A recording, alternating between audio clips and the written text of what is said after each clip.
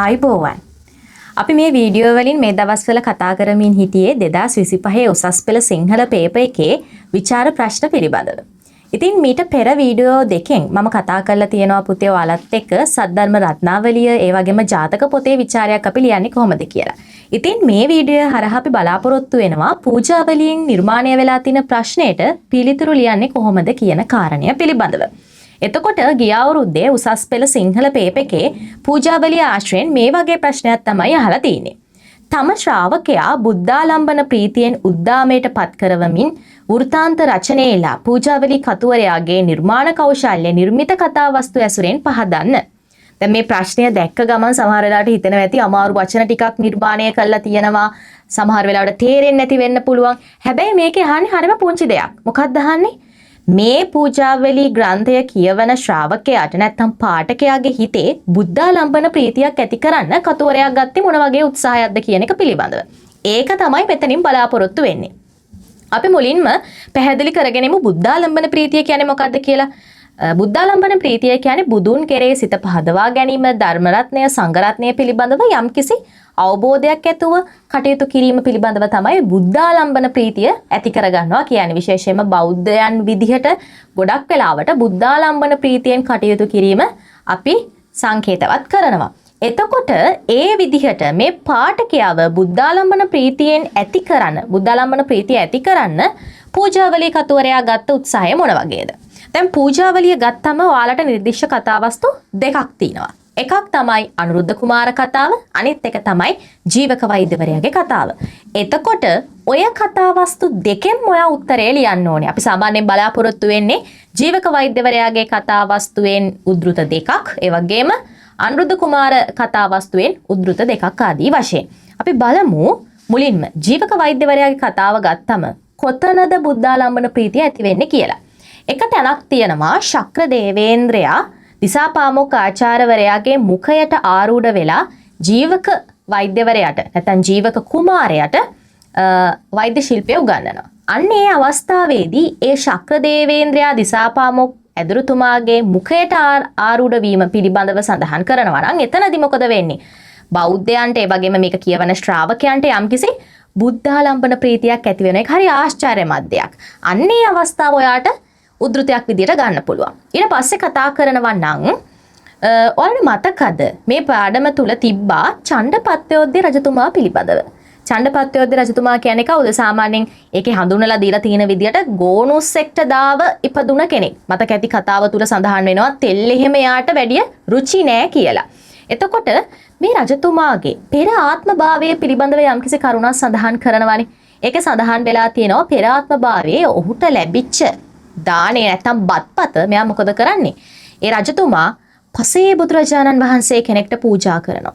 පූජා කළා නිකන් ඉන්නේ ප්‍රාර්ථනා කරනවා. හරි ආශ්චර්යමත් ප්‍රාර්ථනාවක්.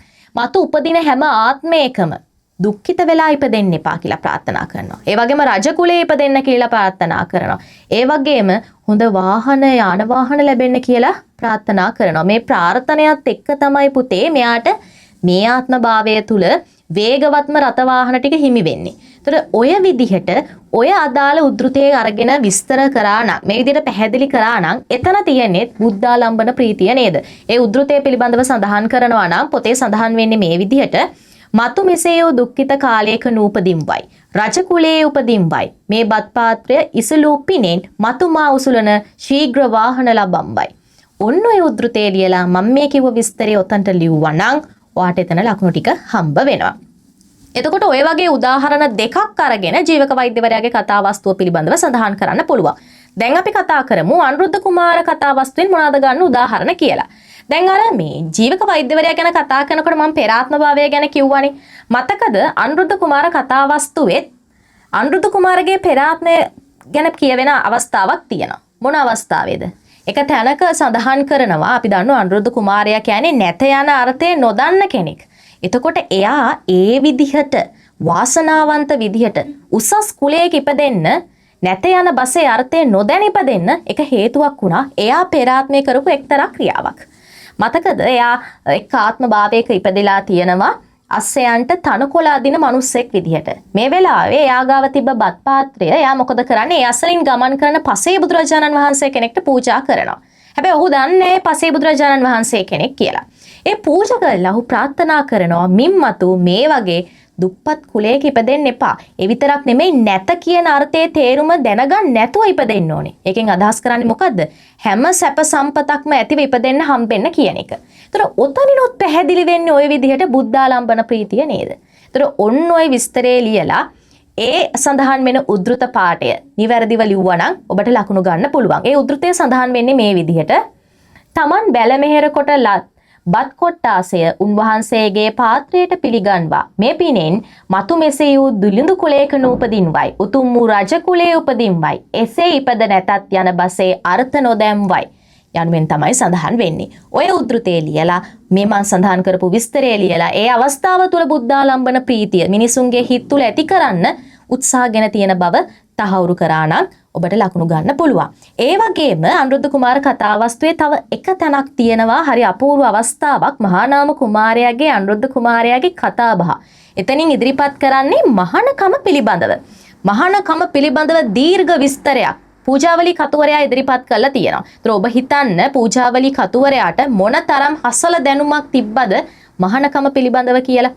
එතකොට ඒ මහානකම පිළිබඳව ඉදිරිපත් කරන විස්තරයේ මගින් මහානකම පිළිබඳව යම්කිසි අවබෝධයක් මිනිසුන්ට ලබා දෙනවා. ඒ හරහා මොකද වෙන්නේ? බුද්ධාලම්බන ප්‍රීතිය ඇති කරන්න කටයුතු කරනවා. දැන් හිතන්න මේ විදිහට මේ කතාවක් කියවන පාඨකයාගේ හිතේ ඇති වෙනව නේද? බුදුන් කෙරෙහි යම්කිසි ශ්‍රද්ධාවක්, පැහැදීමක්. අන්නේ විදියට ඇතිවන පැහැදීම තමයි බුද්ධාලම්බන ප්‍රීතිය කියන්නේ. ඒතර ඔන්න ඔය කිව්ව අවස්ථා 4 අරගෙන මේ ප්‍රශ්නය මේ විදියට විස්තර කරා නම් ඔබට ලකුණු 15න් හොඳ ලකුණක් ලබා ගන්න හැකියාවක් තියෙනවා. ඉතින් ඒ විදිහට තමයි පූජාවලි ග්‍රන්ථය තුලින් අහලා තියෙන ප්‍රශ්නෙට ඔබ උත්තර ලියන්න ඕනේ. ඉතින් අපි ඊළඟ වීඩියෝ එකෙන් කතා කරමු.